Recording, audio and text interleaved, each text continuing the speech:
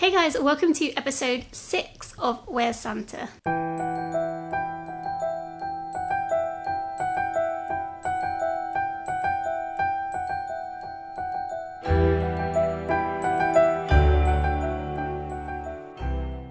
Happy New Year! Hope that everybody had a lovely New Year's and you guys are doing well. It's currently the 5th of January, so definitely need to wrap up this little series. After Christmas, I was taken out by COVID, so things went south and things didn't go quite to plan, but it's okay. It's okay. Right, before we go on to the books, we do have 2 quiz questions that we need to find out the answers to.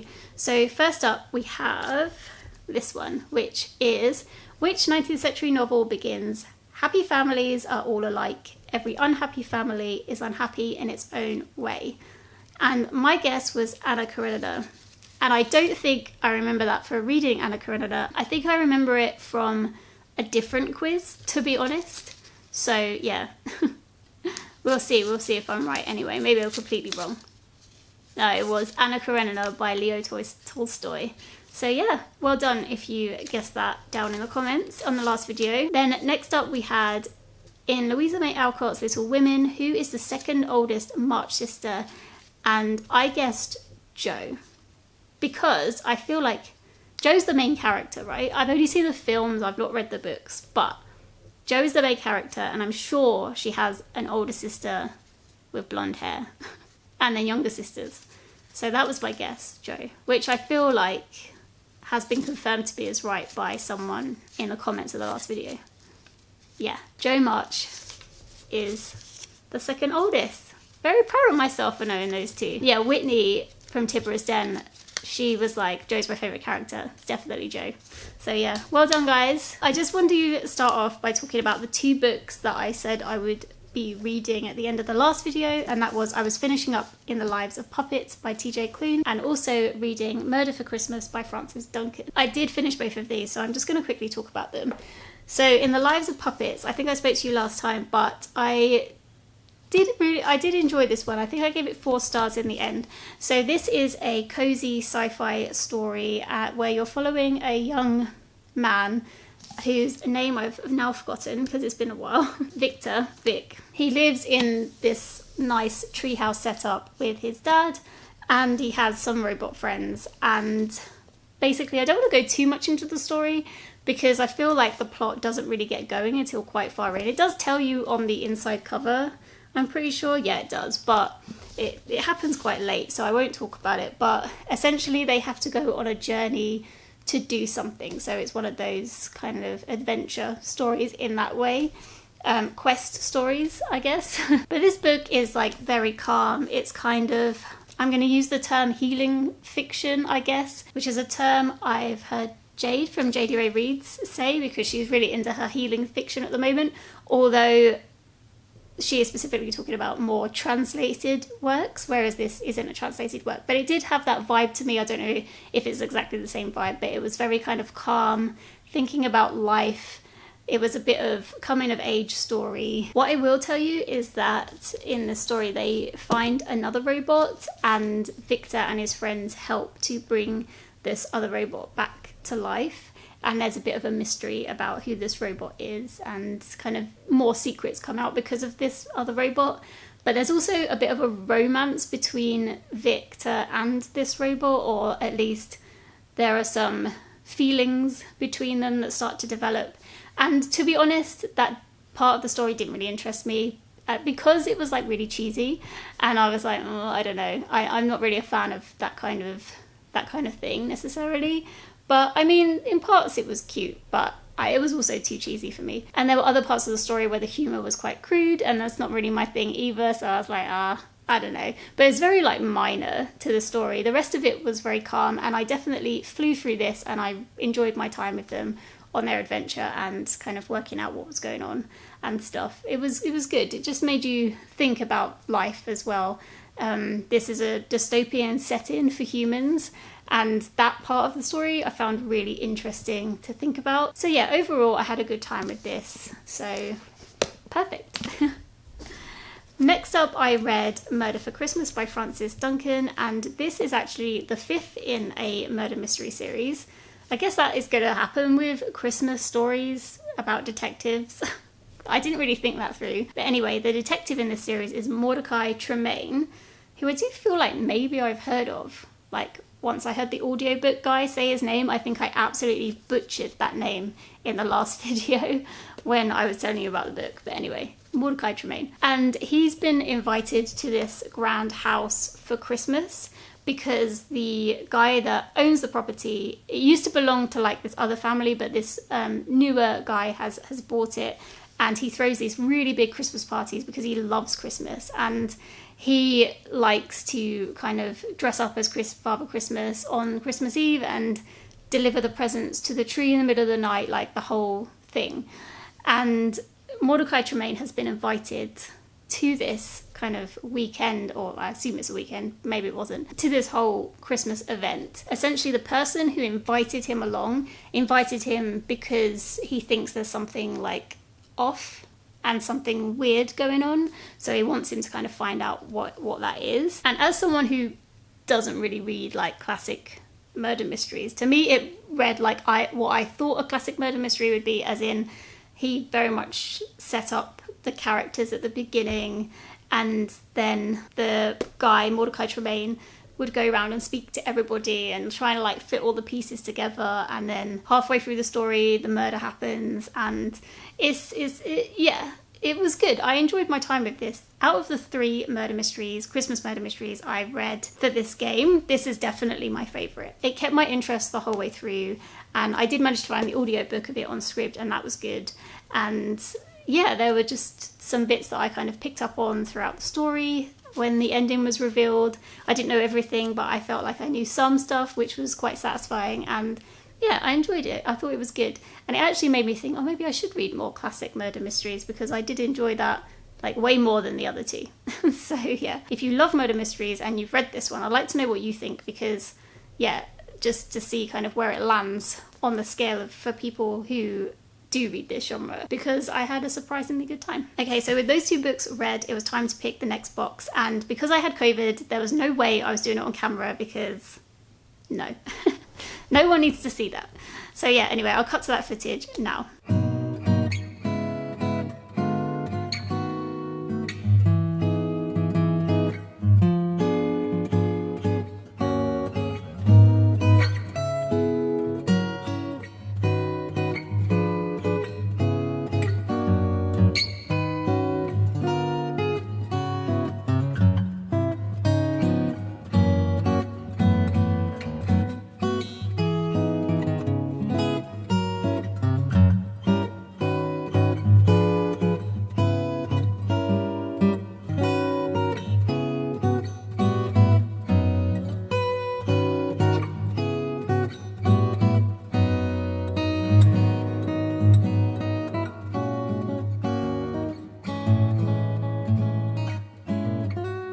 Okay guys, so as you can see, the book that I picked was The Remains of the Day by Kazuo Ishiguro, which is right here.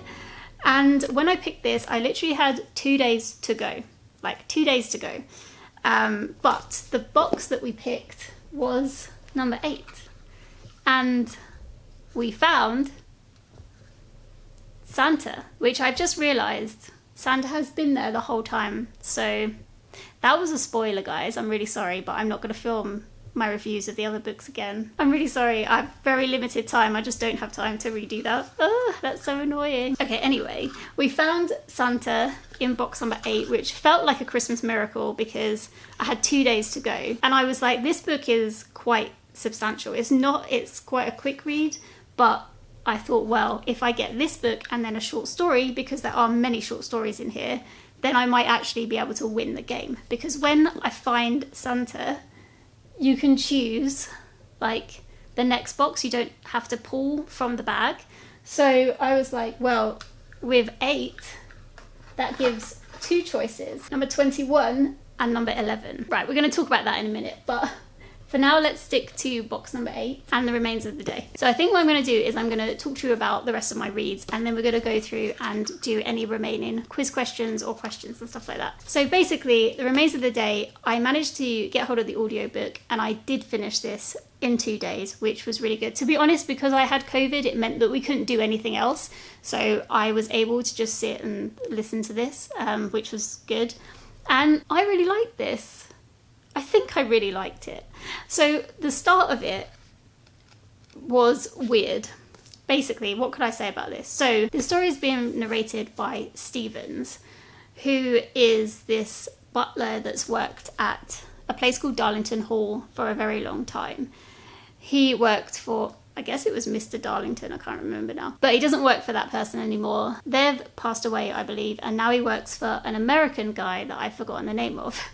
But he works for this American guy, and things are just drastically changed. So when it was Mr. Darlington, he had full staff, like many people working underneath him, lots to organise. But now it's just him and I think 4 other staff members. I think there are 5 of them. Maybe there are only 4 actually. There might just be 4 including him, because things just don't work as they used to. You don't have those big gatherings anymore where all the upper class people come together and have their gatherings. It just doesn't seem to work like that as much anymore. So there's no real need to have a big staff. So I think there's lots of rooms like shut down. And when you are introduced to Stevens, he is about to go on a road trip because he's received a letter from somebody that he used to work with. And it's got into his head that she needs him to basically go and offer her job at Darlington Hall back. So he manages to like negotiate this with his current employer. And this American guy gives him a car, says he'll pay for the petrol, and he's like, just go and visit this woman who used to be the housekeeper. Is that the term? Can't believe it wasn't even that long ago that I read it and I've forgotten the terms. And it's just him travelling from where Darlington Hall is many miles to Cornwall, where this woman is. And along the way, he's kind of reflecting on things that have happened during the time that Mr. Darlington was actually in Darlington Hall, and talking about events that took place between the 2 world wars. So lots of politics in here, and kind of lots of things to think about, especially when it comes to morals and how narratives are told about history and what it means to different people. But this guy's a pretty unreliable narrator, and I feel like there's so much that I just want, as I was reading it, I just wanted to discuss with someone else. So I feel like this would make a really good buddy read or a book club book. I don't really know how to describe it without having to tell you like the whole plot, to be honest. But I do feel like this could be a reread in the future, possibly with like one of the book clubs that I'm in. I may have to force this upon them so I can discuss it with people, because it's really interesting. I don't know about this cover. Like, this cover made me expect something completely different to a butler going on a road trip, to be honest. I don't know what this is, but I do like the cover, these covers in general, which is why I bought it, but I just don't really see the relevance of this guy. But maybe that's because I've misunderstood something and I need to discuss it with my book club. Yeah, so anyway, that was that. Now, I did film it, but I think I'm just going to do it here instead. Let's put this back a sec. What I decided to look at first was number 21, because that was always going to be the first bingo that we could have got. So I was like, I'm going to go 21. Maybe that's meant to be. And the book that was in number 21 to get the bingo was Dragon Quest by Anne McCaffrey. And that is long. And there was no way. There was no way. I was like, I'm too ill. I want to spend some time with my partner. Like, I can't read this before the end of the year. So unfortunately, I did not win the game. But that's fine. That's fine. I did also think, oh, I've got COVID. Maybe I'll have a sneak peek at this one. And if it's a short story, then maybe I should like allow myself to win the game this way. So I did look at that as well. But it is The Obelisk Gate by N.K. Jemisin, which is also another longer book. So I was like, no. So the game did me dirty. Where are my short stories? I don't think I got one in this whole thing. I read a lot, but yeah, it's a shame that like none of the short stories actually came up, because let me show you what I bought for this game. I bought The Winter Spirits, which is the short story collection, Ghostly Tales for Frosty Nights, and 5 of these spots in here say randomly choose one of these stories to read. and I was really looking forward to that, but not one came up, even though there were 5 in there, so it's gonna have to wait for another time. Okay, so let's put this back because we did get the bingo, but we can look at the quiz question that's in here. I'm pretty sure it is a quiz question, as like just the very last thing, and I'm gonna give the answer in this one as well, just because it's the last episode. Okay, so this quiz question says, in what year was How the Grinch Stole Christmas first published? I have no idea, like literally no clue. Is it the 1900s? It's not 1800s. Oh no, because I said I'm going to reveal it in this video, so I have to embarrass myself and make my guess. Maybe the 30s? Let me guess 1931. I could be way off here. Way off. 1931 is my guess. Let's reveal the answer. Oh, I was quite off. Okay, what's your guess? The answer is 1957, which is way later than what I thought. 1957 is when How the Grinch Stole Christmas was first published. Thank you to Spencer for doing all of that. I appreciate that. It was fun. So that's everything. That is Where's Santa for another year. I was thinking maybe next year I won't play this game in December, and maybe I should wait until January, because January is kind of like a nothing month and it might liven things up a little bit for January. And also I always read so much when I play this game. I'm pretty sure I read like 8 books for this round. I'm just gonna go through on my notes and have a look and see. Yeah, I read 8 books for the game, and actually I read another one in December because I had a book club book to read as well, which was in there and that never came up either. And I know some of them were finishing up, but to be honest, I really appreciated that. So it was extremely successful, like wrap it up. So reads I was part way through and reading a whole load of other stuff. And yeah, even though I didn't get a bingo, so I don't get any prize, it's okay, because I feel like it went really well anyway. So yeah guys, thank you so much for watching. I really appreciate it, and I will see you in the next one. Take care everyone, bye.